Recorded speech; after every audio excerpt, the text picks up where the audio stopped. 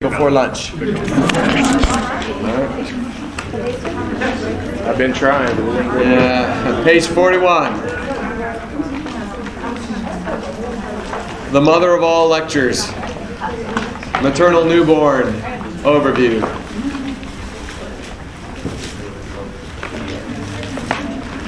Oh, by the way, try to come back after lunch, because after lunch I actually do the most important review in the whole lecture, and the whole review is this afternoon. So don't, you know what I mean? It really, it's critical that you be there for that. Okay, maternal newborn overview. Pregnancy. You must be able to calculate a due date. If you can't calculate a due date, you're in trouble, because everybody else knows how to do it. So here's how you do it. Take the first day of the last menstrual period. The first day of the last menstrual period.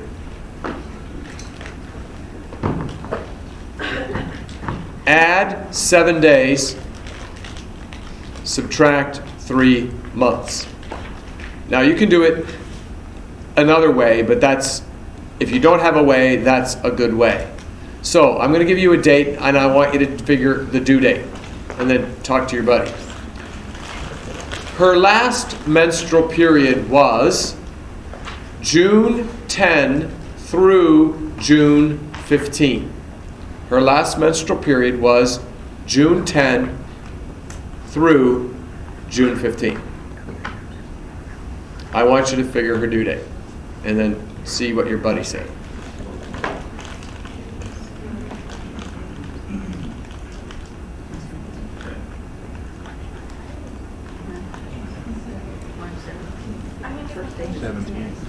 June 10 through June 15.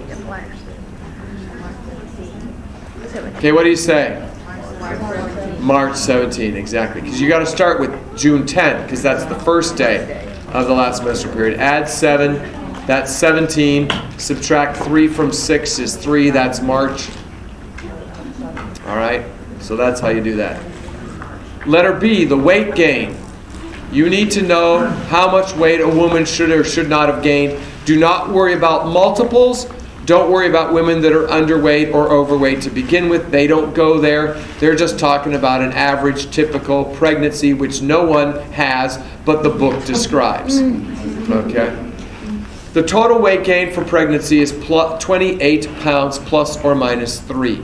28 pounds plus or minus 3. That's the total weight gain.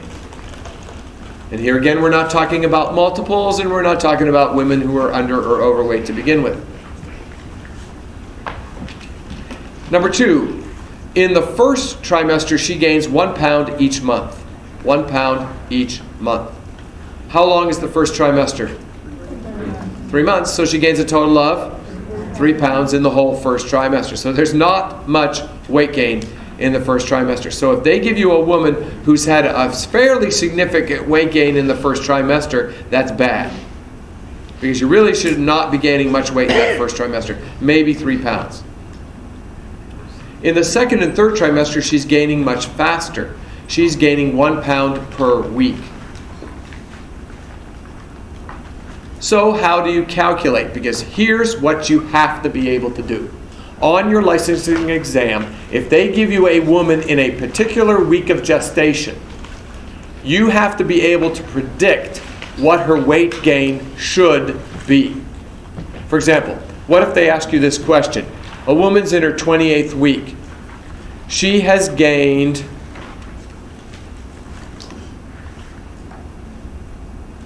22 pounds. What is your impression? And then the A says she's just fine, B says she's underweight, C says she's overweight, and D says, well, she could be either way, so do an assessment.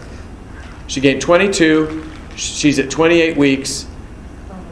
How many of you know the answer? Know it. How many don't know the answer? How many aren't sure? How many aren't voting? Okay, the answer is, I'm going to show you an easy way to get that answer. Easy way. Here's how you do it. How do you calculate a woman's ideal weight gain? Do you see the chart there? We're going to fill in the chart. At week 12, that's the end of the first trimester. How many pounds should she have gained? 3. So put 3.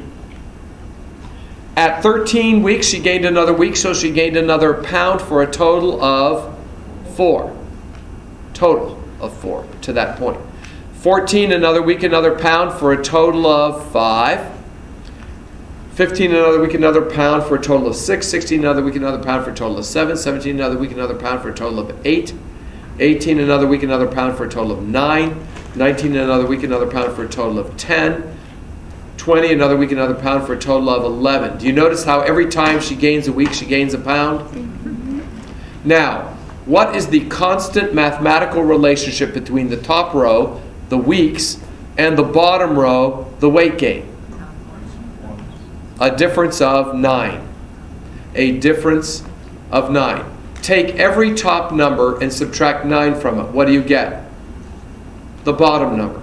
12 minus 9 is 3. 13 minus 9 is 4. 14 minus 9 is 5. 15 minus 5 is 6. 16 minus 5 is 7. 17 minus 5 is 8. 18 minus 5, 9. I'm saying 5. You know what I mean? So, if you want to know the ideal weight gain for a pregnant woman, what do? Take the week of gestation and subtract 9. And that's what she should have gained, plus or minus a couple pounds. So let's go back to our example. What week did I say the woman was at in the example? 28 weeks. I said she gained how many pounds? 22. Okay, well, what should she have gained? 28 minus 9. 28 minus 9 is 19 pounds. She gained 3 more than she was supposed to. That is in the area of something could be wrong, let's assess. If she's within a pound or 2, she's okay. If she's 3 pounds off, you need to assess her. If she's 4 pounds off, there's trouble. So if a woman is in her 31st week and she's gained 15 pounds, 31st week, 15 pounds, what answer will you pick? Well, 31 minus 9 is... You don't have your calculators, do you? 22. She was supposed to have gained 22. The question said she gained 15. What do you think? What's that called, a biophysical profile on the baby? Because the baby may have died last month.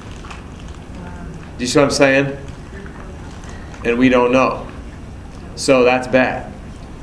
So can you predict the ideal weight gain for every week of gestation? Yes. Sure. Just subtract 9 from it. Which is a good OB number to begin with, isn't it? So ideal weight gain equals week minus 9. That's your formula. Letter C, let's talk about the fundus, fundal height. What's the fundus? Not a river in India. What is it? The fundus is what? Upper part of the uterus. It's the top part of the uterus.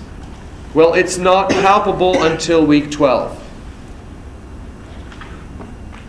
So can you palpate the fundus anytime during the first trimester? No. So if they give you a woman for a first trimester checkup and they say, you can't palpate her fundus, should you panic? No, you're not supposed to feel a fundus. What if she's gained 10 pounds in the first trimester and that fundus is way up here? What do you think? She's either not first trimester or she's got that hydatidiform mole, that molar pregnancy, that cancer thing that's bad.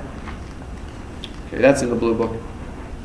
All right. Second and third trimesters, they want to know, when's it at the belly button? When is the fundus at the umbilicus, the belly button? And that is 20 to 22 weeks of gestation. 20 to 22 weeks of gestation. Now, why in the world would they want to know if you know those two things? What two things? Well, the fact that when do you palpate the fundus? At the end of the first trimester. When is it at the belly button? About 22 weeks. Why is that important for a nurse to know? Think about those 12 weeks and 22 weeks. What are those weeks? Miscarriage of fetal demise.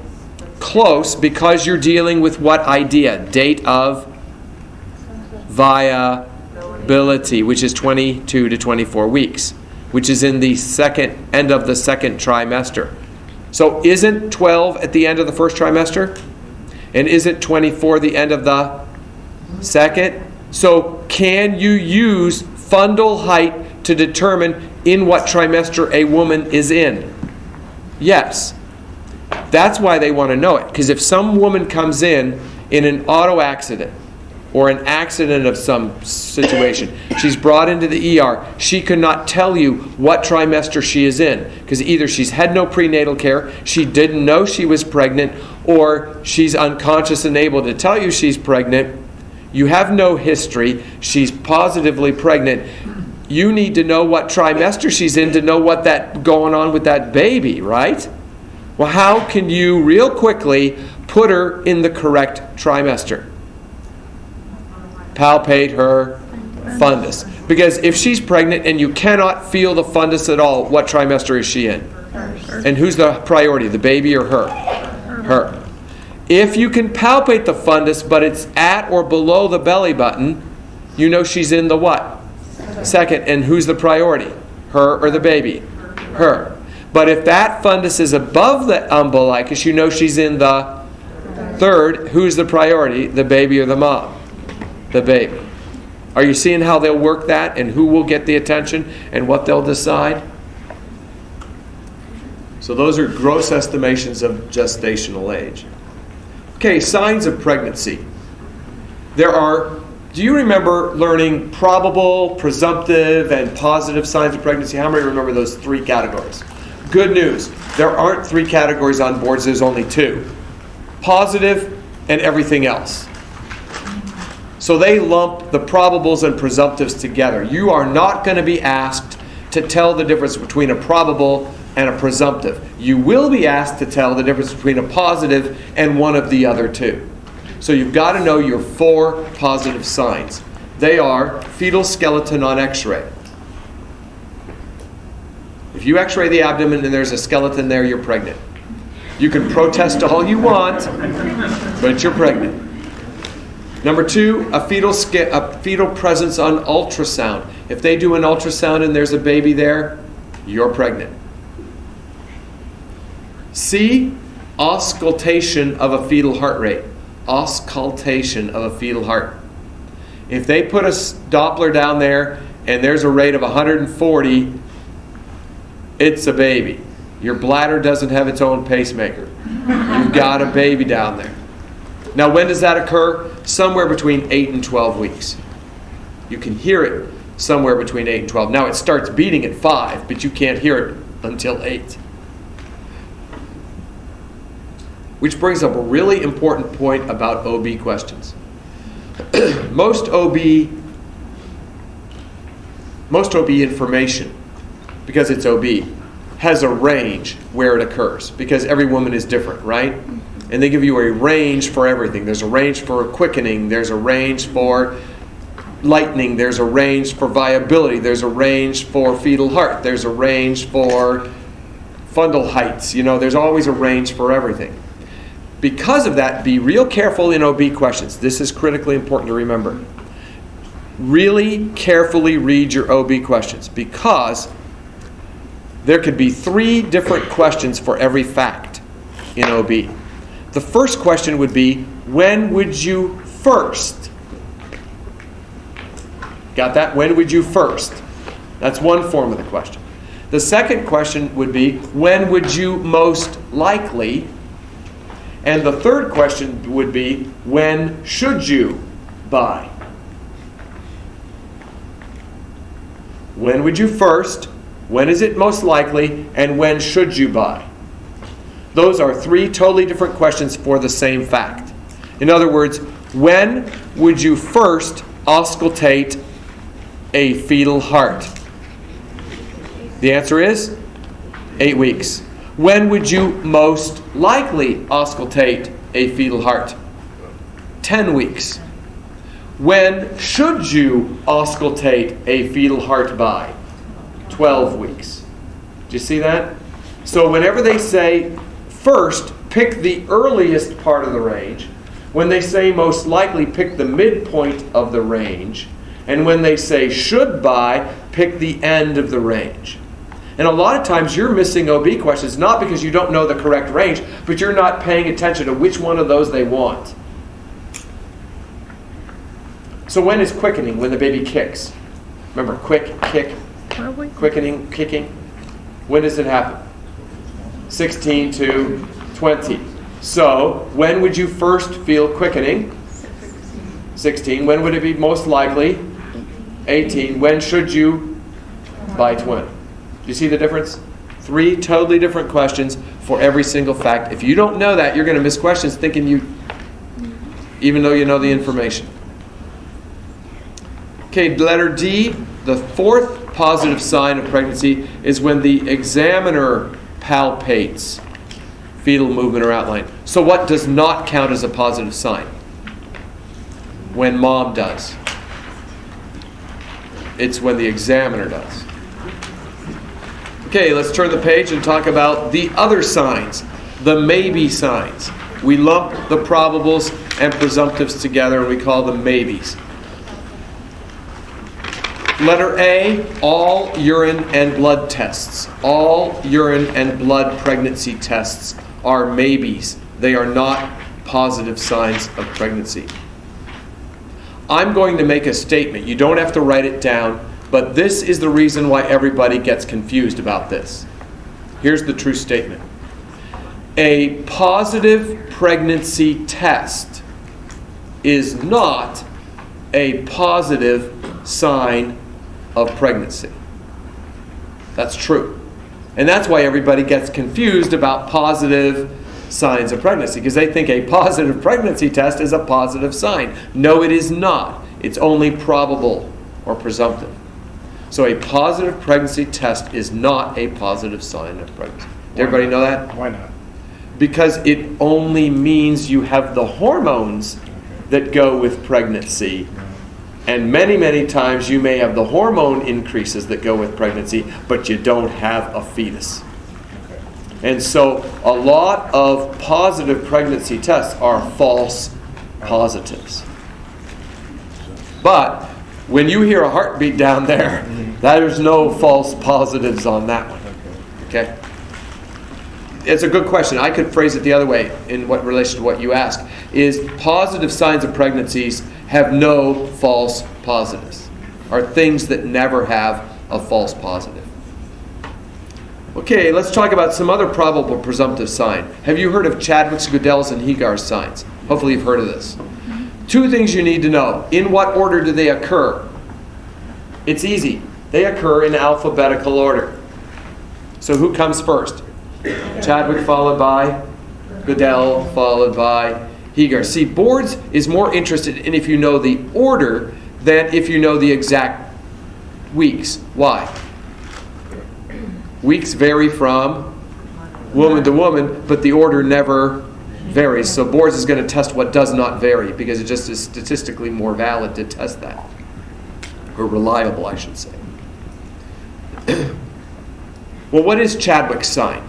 Chadwick's sign is a cervical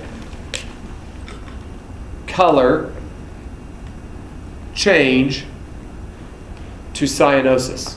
A cervical color change to cyanosis. What do you notice about all those words? C. They start with the letter C, and what does Chadwick's begin with? C. So Chadwick's is everything that starts with C. A cervical color change to cyanosis. It turns blue. And if the cervix is doing it, the vagina is too. Okay, Goodell's sign is cervical softening. And Hegar's is uterine softening. Doesn't that order make sense? What would happen first? The cervix would turn blue, then the cervix would soften, then that softness would move up into the uterus. So it kind of makes sense, the order does. Okay, let's talk about some patient teaching in pregnancy. You need to teach the woman the pattern of office visits. Good prenatal care is a major factor in reducing infant mortality. So you need to know how to teach a woman how often she should come in for good prenatal care. So you teach her to come in once a month until week 28. So through the whole first trimester and the whole second trimester and even into the third trimester, she's coming in once a month. Then at week 28, she should come in once every 2 weeks until week 36. Then she should come in every week until delivery or week 42. What happens at week 42? Do you schedule her for another office visit? C-section or an induction? So let me ask you this. If a woman comes in for her 12th week checkup, when does she come in next? 1 month. 16. If she comes in for 16, when does she come in? 20. If she comes in at 20, when does she come in? 24. If she comes in at 24, she comes back at 28. At 28, she comes back at 30. At 30, she comes back at 32, 34, 36, 37, 38, 39, 40, 41, 42, take the baby. So that's basically the way it goes. All right, another thing you have to teach her is that her hemoglobin will fall, and that's normal. We don't worry about low hemoglobins with pregnant women until it gets really low. The normal female hemoglobin level is 12 to 16. In the first trimester, it can fall to 11 and be perfectly normal. 11 is not low, tolerable. 11 is normal for a first trimester pregnant woman. It's not low, but tolerable. It's actually normal. It's not low. It's normal. In the second trimester, it can drop to 10.5 and be normal. Not low, but normal. In the third trimester, it can drop all the way to 10 and be normal. So what would you call a 10.1 hemoglobin in a woman's 37th week? Acceptably low or normal? Normal. So acceptably low might be as low as 9, you see.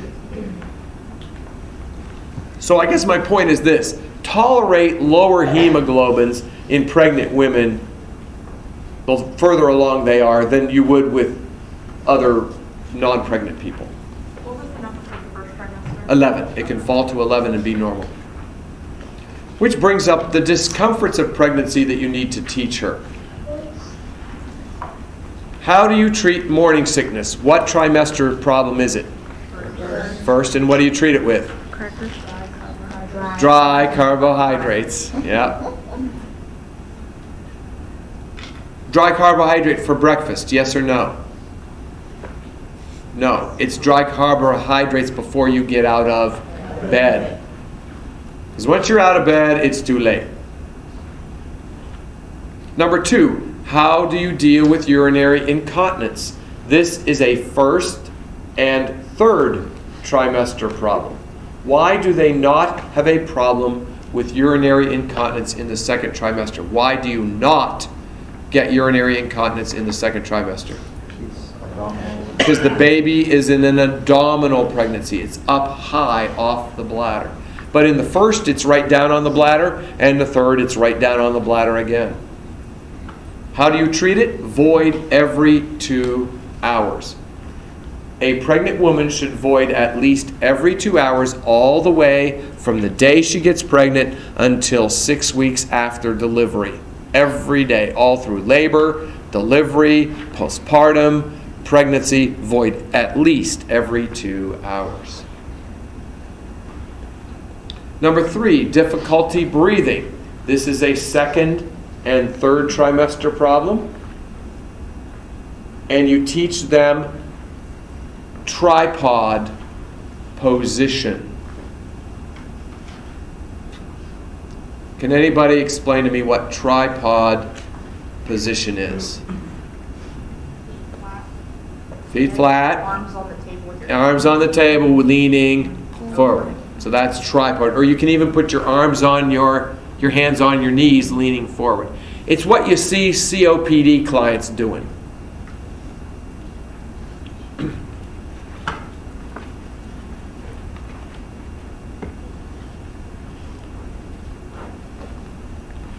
Okay, back pain. People with pregnancy get back pain. It's usually second and third trimester. It just keeps getting worse and worse and worse. How do you treat it? Pelvic tilt exercises. Pelvic tilt exercises. So what that means is the woman should tilt the pelvis forward. You don't want them going like that because that hurts. So you're going to see women do this. That's what they do. They put this and they tilt that pelvis forward. That's classic pelvic tilt. Another way to do it is have them put their foot on a stool and that tilts the pelvis forward. Boards usually says this one.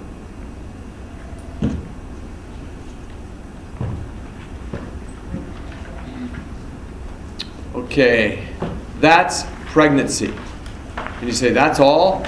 Well, there's some in the blue book, but pregnancy is a great place to use your common sense because pregnancy is not a disease.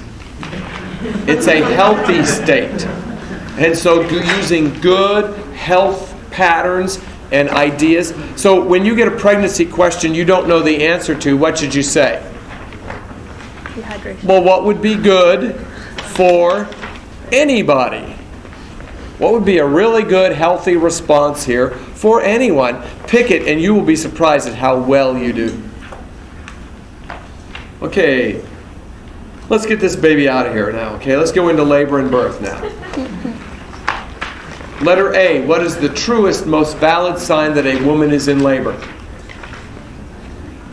How do you know a woman's in labor? What's the most valid sign she's in labor? What's that? Bloody show. Not bloody show.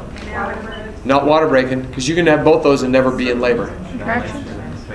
Okay, but the woman doesn't call you and say, I'm dilating and I'm effacing. So what will they call it? What will they report? They call that the onset of regular progressive contractions. The onset of regular progressive contractions. That's the most valid sign that a woman is in labor. Isn't it possible to have your membranes rupture and 2 days later you still aren't in labor and they have to C-section you? Yeah. So that's not a good indicator. But it's associated with it, but it's not the best. Okay, terms. Here again, you have to know a vocabulary. You have to know what the words mean in OB or you can't answer the questions. So I just want to be sure you guys know these words. Dilation is the opening of the cervix, the opening of it. And it goes from 0 to 10 centimeters.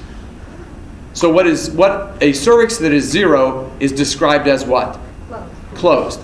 A cervix that is 10 is described as fully dilated. Or, because open's not the best, fully dilated is the best. In America, in the United States, do we use centimeters or inches? Generally speaking, in our lives. We talk about inches. We don't use centimeters. Most Americans don't know what a centimeter is. They know what an inch is, but they don't know what a centimeter is. Then why do we use 10 centimeters and 0 centimeters in OB? Why don't we use inches? Because most of our obstetric history comes from England.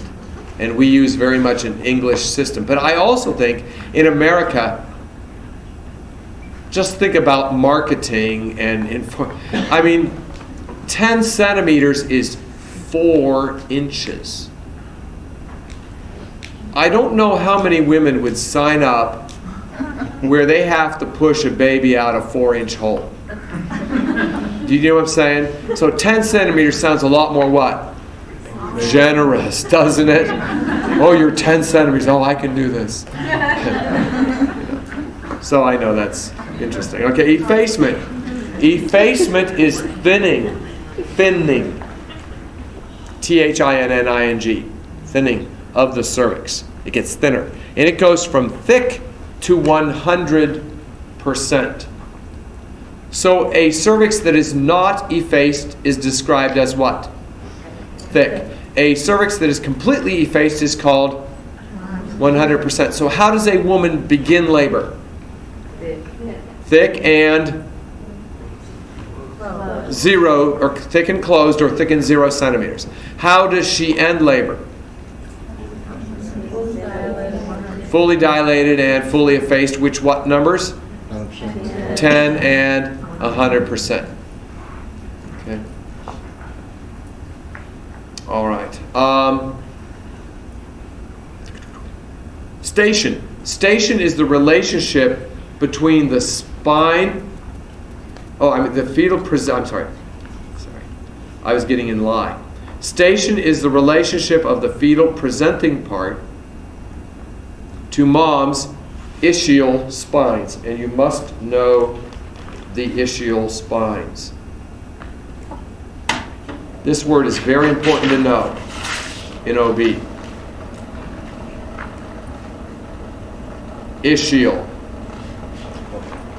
The ischial spines are the smallest diameter through which the baby has to fit to be born vaginally. It's the tight squeeze, so to speak. It's the narrowest part of the pelvis. And if the baby can't fit through there, it cannot be born vaginally. If it can fit through there, it can be born vaginally. Station will tell you that.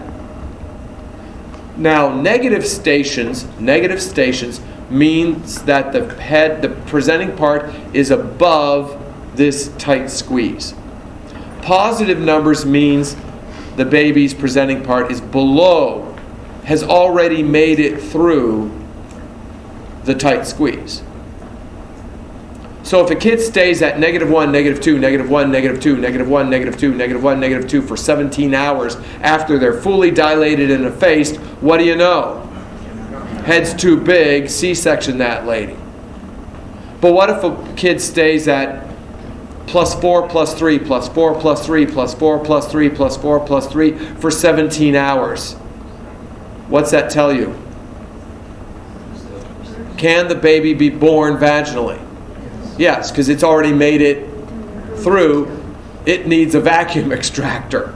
It needs an extra little, maybe an episiotomy or just a forceps. So how many of you have a hard time remembering positive numbers and negative numbers? Which one's high, which one's low? Nobody does? Okay, I used to screw that up all the time. So I guess you don't. Okay. I had a way to remember it, but since you don't have that problem, we'll go on. Engagement is station 0. So what's that mean? If it's station 0, what's that mean? Equal to? The presenting part is where? At the ischial spines.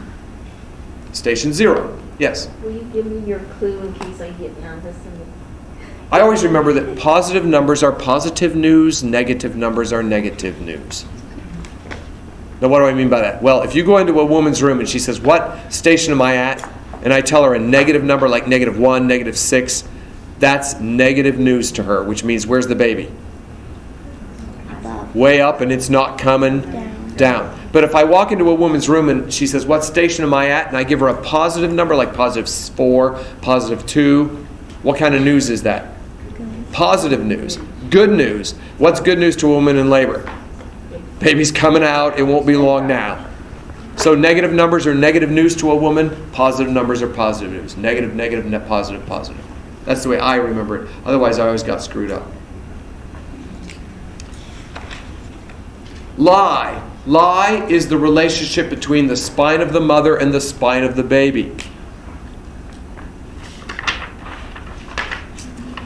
In other words,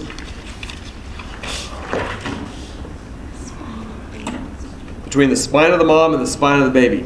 If mom's spine is like this and baby's spine is like that, that's good. That's called a vertical lie. That's compatible with a vaginal birth, uncomplicated. Another lie is if mom's spine is like this and the baby's spine is perpendicular. That is bad. That is called a transverse lie. And you see how I use the perpendicular as the T. And that is also trouble. It's bad. So whenever they give you these questions about lie, they will tell you where mom's spine is in relationship to baby's. Alrighty? If they tell you that mom's spine and baby's spine are parallel, touchdown, we got a baby. Score. Good. Baby's coming out. If they tell you the mom's spine is this way and the baby's spine is that way, make that. And what's that make? A letter what? Which means it's trouble and transverse. So you either got a baby or you got trouble. Presentation. Presentation is the part of the baby that enters the birth canal first. This is where you get all those wonderful little alphabet soups. R-O-A, L-O-A, R-O-P, L-O-P, R-M-P, R-S-A, R-S-P. Punt all of that. You do not need to know all of that. Let me just show you a little poll. How many of you know all of that? How many of you don't know that? My point is proven. Okay, how many know that before you give digitalis you take an apical heart rate? How many know that? How many do not know that? What do you need to know? The presentations or the dig? Because everybody else knows the dig. You better know it. Nobody else knows this other stuff. So why would you spend 2 weeks memorizing it? You're going to forget it anyhow, right? If they want to ask a hard OB question, they pull this out. What's the damage to you to missing a hard question? There is none. There is no danger to you in missing a hard question. Where's the danger to you? Missing an easy question. Everybody's going to get hard questions. Everybody will. You can miss every single one of those and still pass with flying colors. You cannot miss the easy ones. So the goal is not to memorize or know everything. The goal is to know what everybody else knows so that your knowledge doesn't look any different than everybody else's. Do you understand what I'm saying? It's sort of like a National Geographic special, Boards is. And you're all a pack of zebras. Who gets picked off by the lion? The one that's what? Lagging by itself, all staying with the herd is good. So in nursing, stay with the herd, okay?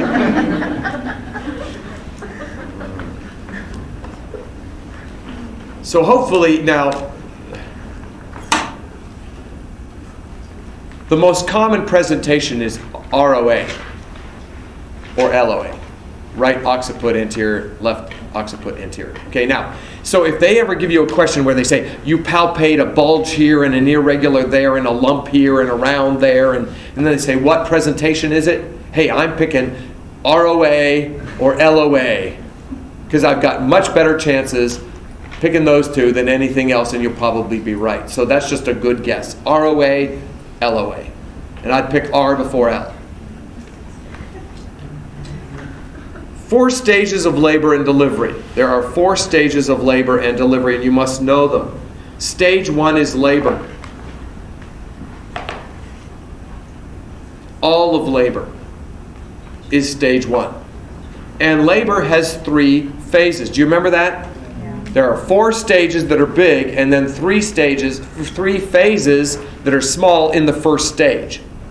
So the phases are latent, active, and transition. And those phases are all in the first stage, which is called labor. Question? Yeah. Going back to what you said about, doing the easy questions. Why do they tell us if we get a bunch of hard questions, that's good because we're above that? Yeah. If you get a whole bunch of hard questions, you have passed. Because you can only get to the hard questions by having mastered the easy ones. And the only way you can fail is to, for some reason, mess up easy ones. Whether due to your anxiety, just not understanding what they were asking, or not having certain basic knowledge that you should have, or not knowing how to answer certain kinds of questions. But I was sitting at a table in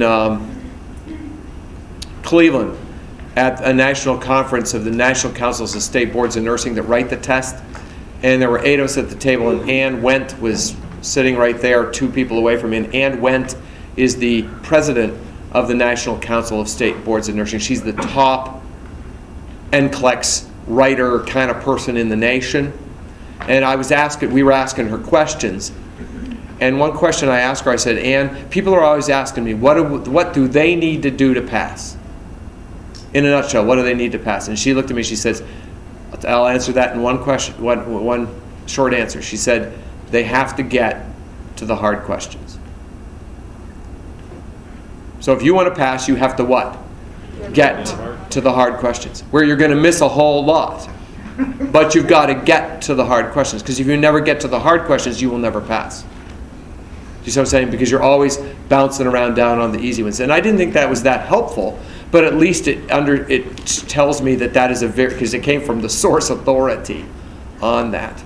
So she says you got to get to those hard questions. So the upshot of that is, don't panic when they're asking you about stuff you don't think anyone's ever heard of, because you're probably getting hard stuff, and that's okay. It's okay to get hard stuff. You want to get hard stuff. Okay. All right. Stage number 2. Oh, by the way, what are the 3 phases? Latent, active, transition, in that order. What's the first phase? Latent. What are the first 3 letters of the first phase? L-A-T. What are those? The initials of this phase is in order. L for latent, A for active, T for transition. So the first phase, the first 3 letters of the first phase tell you the order of the phases. Stage 2 is called delivery of the baby. Stage 3 is delivery of the placenta. And stage 4 is recovery.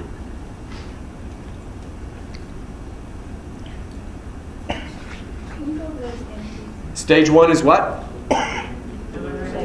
Labor. Stage 2 is delivery of baby. Stage 3 is delivery of placenta. And recovery is the 4th stage. Now, I would ask you, how long does recovery last? Does anybody know? Just 2 hours. It lasts for just 2 hours. So let me ask you this. What is the purpose of uterine, and this is what Hesse loves to ask, what's the purpose of uterine contractions in the first stage? In the first stage, what's the purpose of uterine contractions? No, that's stage 2. Dilate and efface the cervix. What is the purpose of uterine contractions in the second stage? Push the baby out. What's the purpose of uterine contractions in the third stage? Push the placenta out. What is the purpose of uterine contractions in the fourth stage? Stop bleeding. Yeah, to contract the uterus, to stop bleeding. So can anybody tell me when postpartum technically begins? When does postpartum technically begin? After recovery. And give me some more data on that. 2 hours after. 2 hours 2 after? hours after recovery. Not after recovery. 2 hours after delivery of the placenta. There you go. So 2 hours after that placenta comes out, they're in recovery, and then when that ends, they are now in postpartum. Postpartum does not begin when the baby comes out. Does everybody see that? Okay. So do you see where people get messed up? They get messed up between second phase and second stage. Because if I ask you, what is the number one priority in the second phase of labor? Number one priority in the second phase of labor, what would it be? Pain management. Right? But if they changed the word phase to stage, and they said, what's the number one priority in the second stage? Now what's the number one priority in the second stage? clearing the baby's airway. You see what I'm saying? So you have to be careful if you know what would be an extremely important nursing action to undertake in the third phase.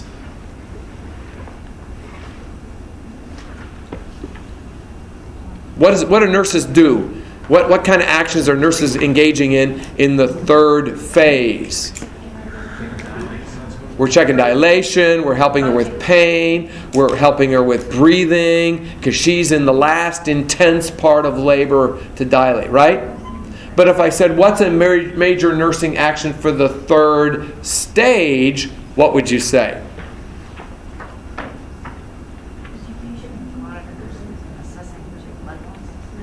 Yeah, watching for blood loss. What's the third stage? Okay, so what do you do with that? Yeah, make sure it's all there. Make sure there's 3 vessels in the cord. But you would never do that in the third phase because you don't. Do you see what I'm saying? So you understand how if you aren't paying attention to whether they're talking about stages or phases, you're gonna get messed up. Can you do that? Please keep phases separate from stages, because you have a first phase and a first stage. You have a second phase and a second stage. And you have a third phase and a third stage, but you only have a fourth stage. All right. Now let's go through those, and we'll go to lunch here in a little bit. Let's try to do the next 2 pages, and then we'll be done, but maybe we won't.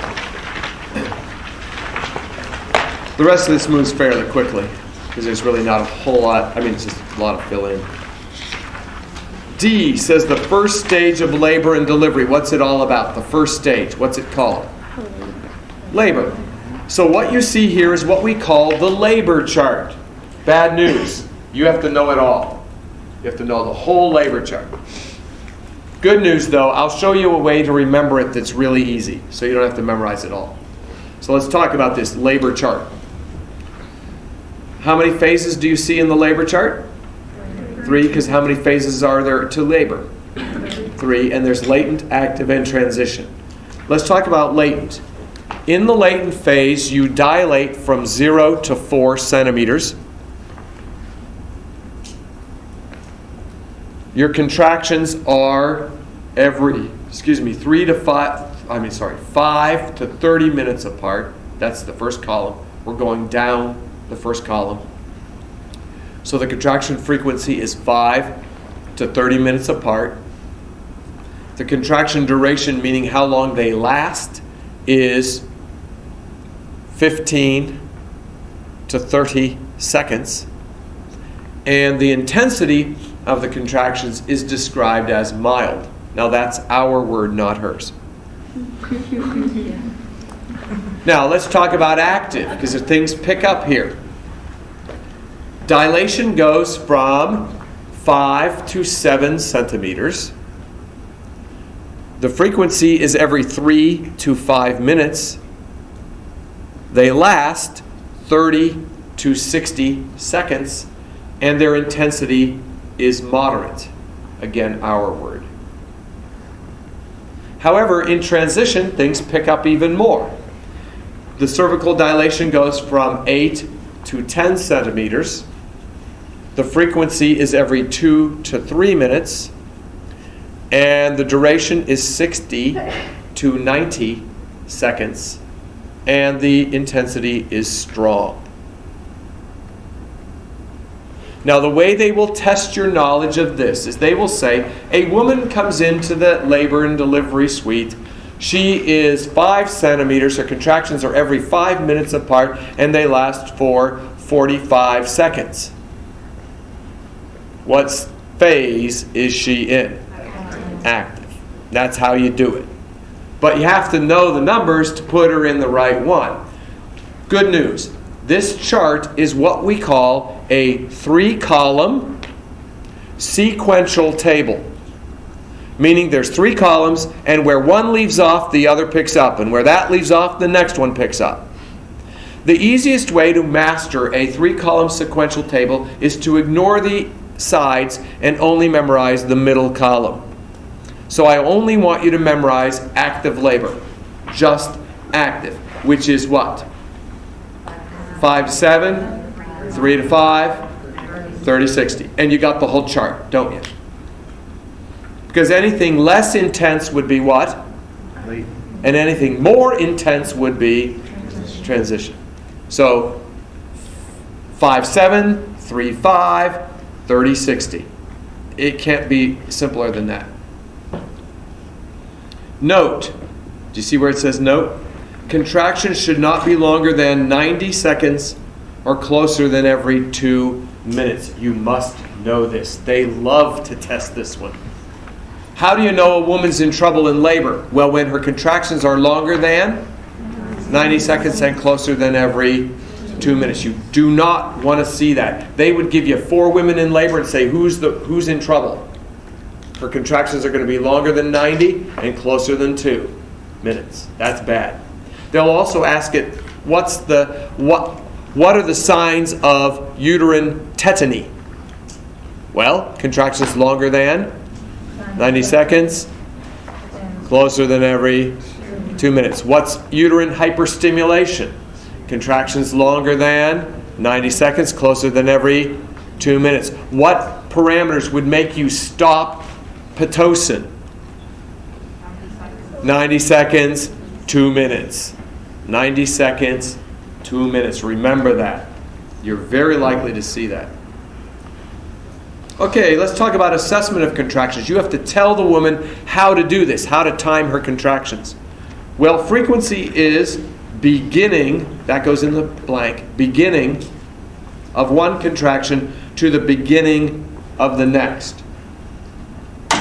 So if you're teaching a woman to time frequency, and these are 2 contractions, what letter interval would you tell her to time for frequency? A beginning to C beginning. That actually includes the contraction, doesn't it? So frequency is beginning to beginning. Duration, on the other hand, is beginning to end of one contraction. Beginning to end of one contraction. So what number sequence would you tell her to time for duration? A to B or C to D. So frequency would be A to C. Duration would be A to B, C to D. Intensity is the strength of contraction, and it's purely subjective. However, that next sentence is really important. You see where it says palpate with? This is very important. Teach her to palpate with one hand, always one hand, because the other hand is timing. One hand over the fundus with the pads of the fingers. So make sure you teach her to use one hand. Make sure you teach her to go over the fundus, and make sure you tell her to use the pads of the fingers, which are the fingertips. Okay, let's talk about complications of labor and then go to lunch. Bad news. There are 18 complications that can occur in labor and delivery, and you have to know them all. Good news. There are only 3 protocols you need to know for all 18. So really, what do you have to memorize? 18 different things or 3 different things? 3. So let's talk about these 3 things you need to know. The first one is painful back labor. Have you heard of painful back labor? It's usually when she's OP, occiput posterior. You know, LOP, ROP, occiput posterior. I always tell people, when you see OP at the end of it, think O pain, because they're going to have it. OP is O pain. So what do you do for it? 2 things. Position, then push. You position her, and then you push. In what position would you place her? Does anybody know which position you put a painful back labor in? Side. Not side. Knee, chest. She goes on her hands and knees with her rear end up and her head down. Because that brings the baby down off the sacrum and coccyx. So knee, chest. Get her on her hands and knees. Then push. What do you push? Anybody know what you push? Take your fist and push into her sacrum, because that applies counter pressure and actually relieves some pain. Yes? Wait, I'm confused. You said knee to chest, but do you, Knee chest. but then you said how are you gonna, if they're laying back in bed, are they on all floors? Or? No, knee chest. I mean, Yeah, people get knee chest confused with lithotomy. Because in knee chest and lithotomy, your knees are to your chest in both. This is lithotomy. This is not what we're talking about. This is lithotomy.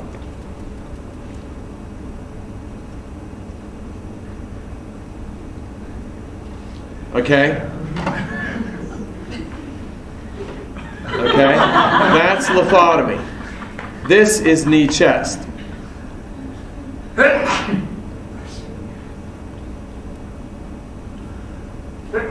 That's knee chest. See? So your knees are to your chest here and your knees are to your chest here. But this is lithotomy. This is, and here's the nose, that way. And this is knee chest here. Because see, the baby then will come down off the coccyx.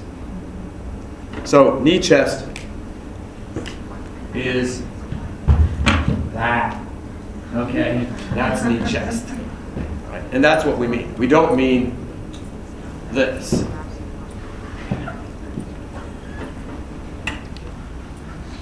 Next one, prolapse cord. This is bad. This is a OB emergency. Prolapse cord is bad because the baby can kill itself.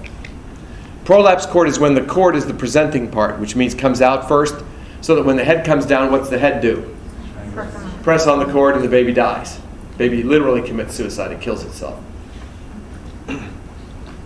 So this is not cool. Painful back labor. High priority, low priority. Low. Prolapse cord. High priority, low priority. High. Okay, what do you do here? Push, position. Now what was painful back? Position, push. This one is push, position. So they're just the flip-flop. Well, what do you push? You don't touch the cord. Push the head back up. Push the head off the cord. Then what do you position her in? Knee chest. The one we just talked about.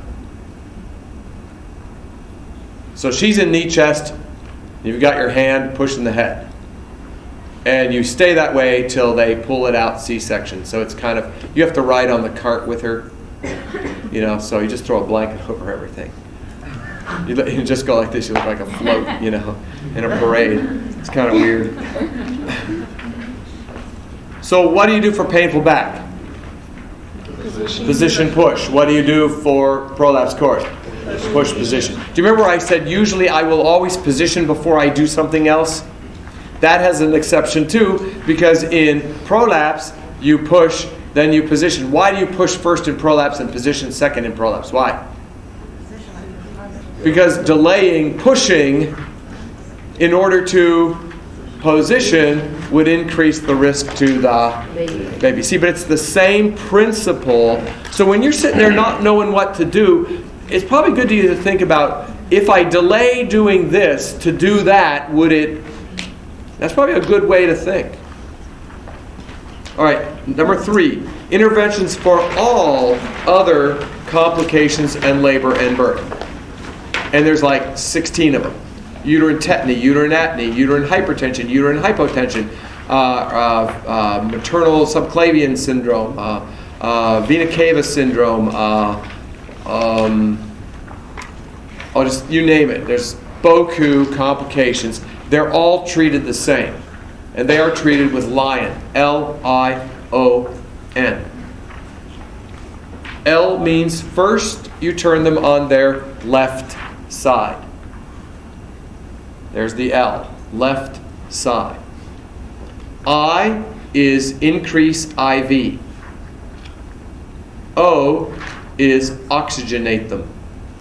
N is notify physician. So first you turn them on the left side, you increase the IV, you give them oxygen, and you notify the physician. Now LPNs, you will be able to do all of those except increase the IV.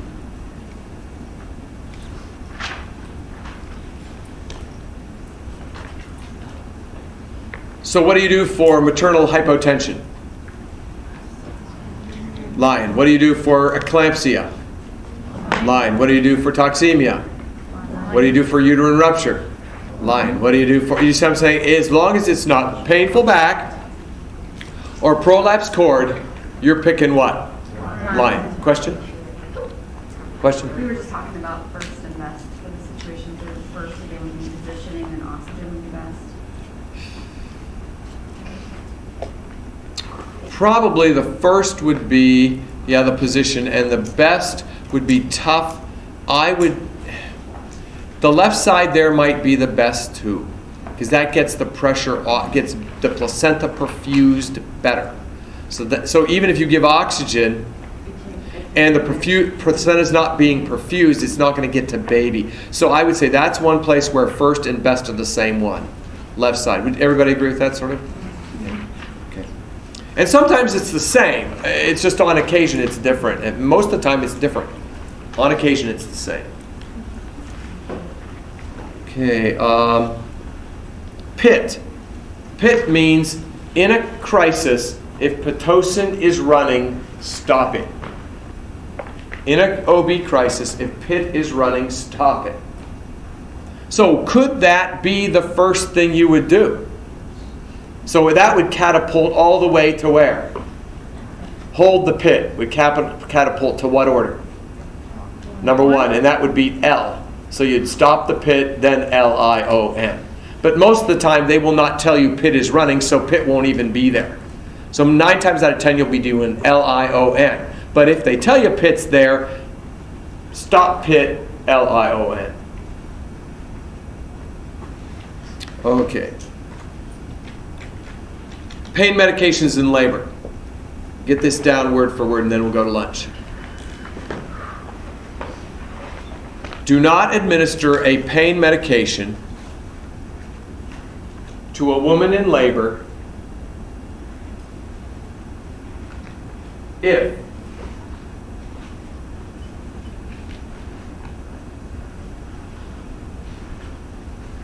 the baby is likely